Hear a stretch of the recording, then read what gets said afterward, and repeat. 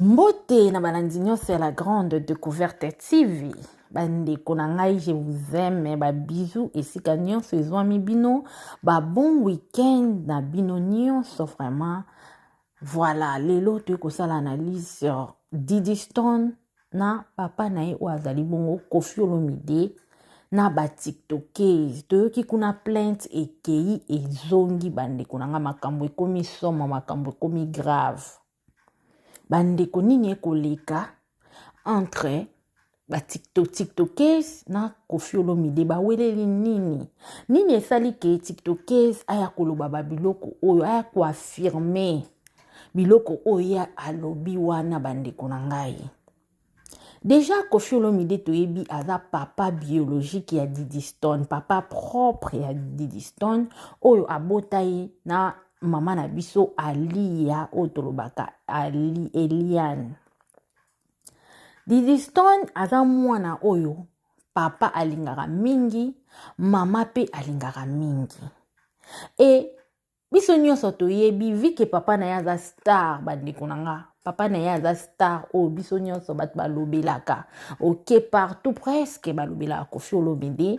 Pona nini aza musicien congolais oyo asalela biso banzembo ya bien, ayembela biso, aza musicien oyo en tout cas oyo kaka ba chef d'œuvre o papa chéri alobaka eza kati na ye oyo ezali vraiment. Et Koffi Olomide abotane papa nyonso abota mwana na ye na mama na ye.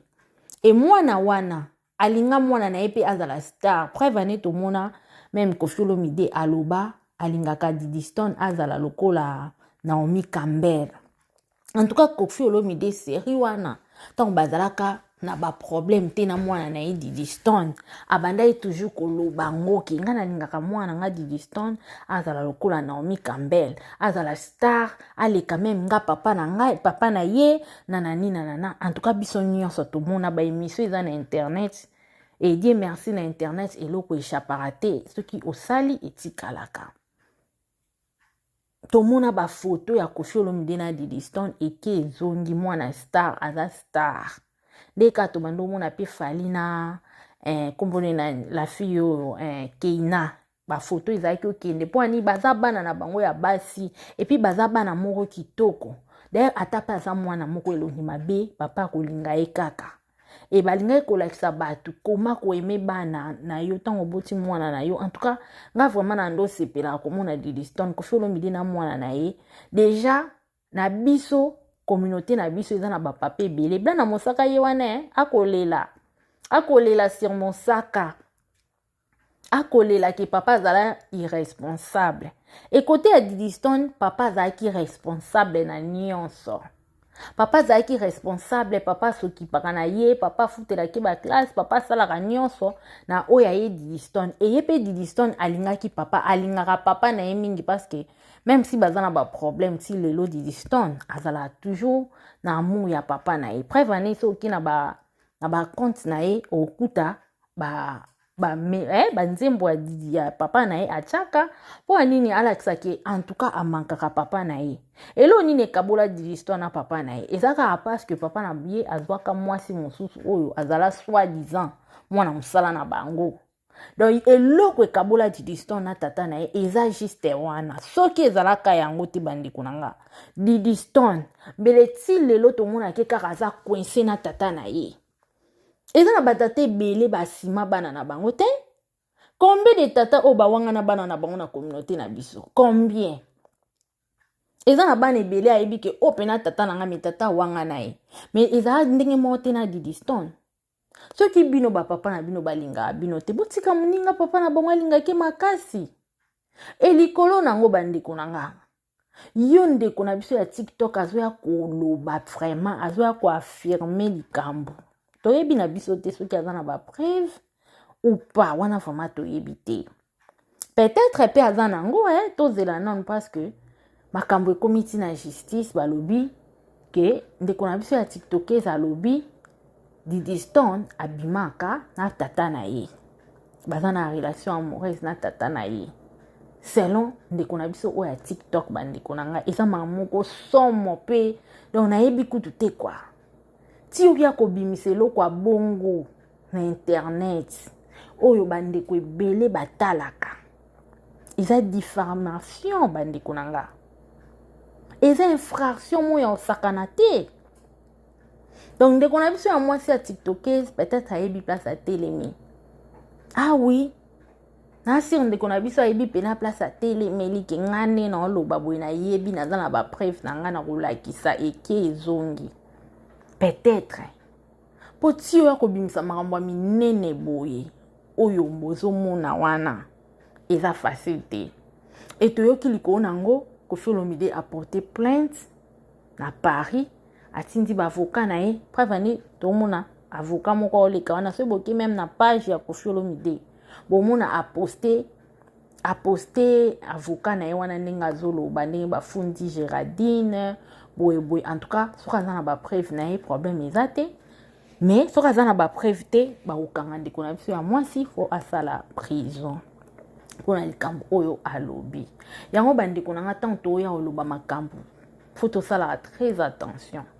Et là on est to oloba soko yebi oza sir na makambo oloba ah wana c'est bien mais soko oza sir nango te osuka ndeni parce que batu o batala biso bazalaka wana finga ye loba na ye asali bien eloko wana asali critique ezala mabe te bandeko na nga analyse critique ezala mabe te kofinga na ko confirmer likambo oyebi te yango nde mama na likambo parce que bastar na biso bayela biso makambo na media bayela biso o biso to monaka yango nde tolinga to sala la ba analyse to loba mais oyo yo yebi te ndeko na nga kolinga ko ya koloba ngo te éviter koloba ngo ekolukela ba problème bandeko na nga problème oyo elukela yo emso koka ko gérer yango te emso soko yeba te na sani na problème ona loba nini na kende nini. En tout cas bandeko faut tosala très attention na mambo ebimba to bimba mnoko na biso et ndeko na biso ya mwasi ala mi vandisa to moni su na ba réseaux sociaux azoloba pe ba osanga eloko te na moni papier moko te mais zela mailbox na emsuka lelo omone eloko te mais lobi omone eloko na mailbox na yo pour lettre ata kuteza urgent kaka lelo peut-être ozwa lobi alors ndeko na biso ti azobima na makasi nyonso na courage nyonso toyebi ke peut-être aza sur na oyo ya lobi aza forte totala nano biso tellement babone na biso tozala wana mpona koya koinforme bino koya kosolola na bino toyeka na oyo tomoni na oyo elobami yango toye nango le reste tozotala ndenge ekokende so tomoni mwa likambo tokoya pe totika bino te tokoya susu koya kosolola na bino. Alors bandiko comme conseil toyebaka elo ni tokoloba elo ni na confirmer est-ce que na ba preuve nango soko za nango bravo mais soko za nango te ndeko kanga monoko po bato batala biso tangu makambo yindela biso ozala yo moko ozala ni tata ni mama yo moko kolala na ba prison wana ozolia soki vungule soki eloko nini. Et Dieu merci ba prison poto ezala nemo na Afrique te mais quand même o souffrir o tiki banana yo kekuna na prison et komi eke zongi. En tout cas o nga na yebi o biso to yebi to mona Koffi Olomide alingaka mwana na ye Didiston makasi. Et même ti lelo ndenge baza séparé boye bakuta na rasute bakoma mutu na mna kwa na ye en tout cas Koffi Olomide esala ke pasi même Didiston esala ke pe pasi. Tout le monde a qui kaka yo sala ba délire mais ayoka pasi aotala papa kinda atika ngai mama ngaka na mama akanaka te ke lobi mama na bango akanaka te ke lelo mama na bango bakozala séparé na papa bango mwana na azala na souci toujours bazala ini preuve neto bando mona Didiston na ba restaurant na papa na ye na mama na ye anniversaire boto mona bango mibale tokomona bango misato plutôt ba oya mibali kutu bando mona bango penza te mais Didiston na mama na ye na papa na ye bazalaki toujours collé serré lokwa ceinture na pantalon yango bomona même ti ba problème oya Didiston ya affecta ye makasi akoka ko supporter yango te nde bomona esalaki azala boye na papa na ye mwa bapika na mike mike mpo anini kaka aleze papa na ye atika Sinzi le cœur. Mais na nyonso wana pe esimba te Koffi Olomide apona na ye Sinzi na ye bavanda na Sinzi na ye e bana pe bavanda na kwa na bango. Koffi Olomide asala o asengela ye kosala bana baboya bana baza catégorie baza toujours na ngambo ya mama. Mais soko tali bango boy bazala toujours na ba souci même na ba art na bango na ba réseaux sociaux mona ke Koffi Olomide azala toujours na souci ya mwana na ye Diddy Stone.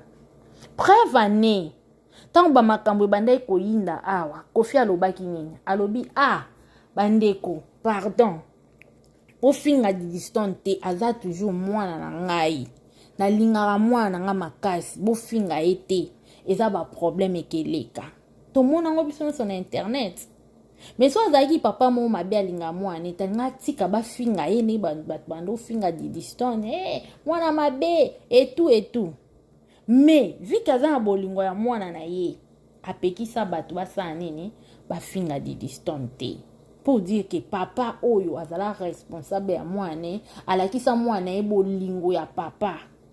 Alors bino so balinga bino te pa ba papa na bino otiko ya okosela mwana bato makambo eza malamu te bandeko na ngai likolo nango toyeba oyo tobimisa na minoko na biso sino te ekozwa biso nde ekoatrape biso tokosuka na baboloko. Voilà la famille, c'était juste ça mon analyse. Abonnez-vous, likez, partagez et merci na bino nyonso. Bisous.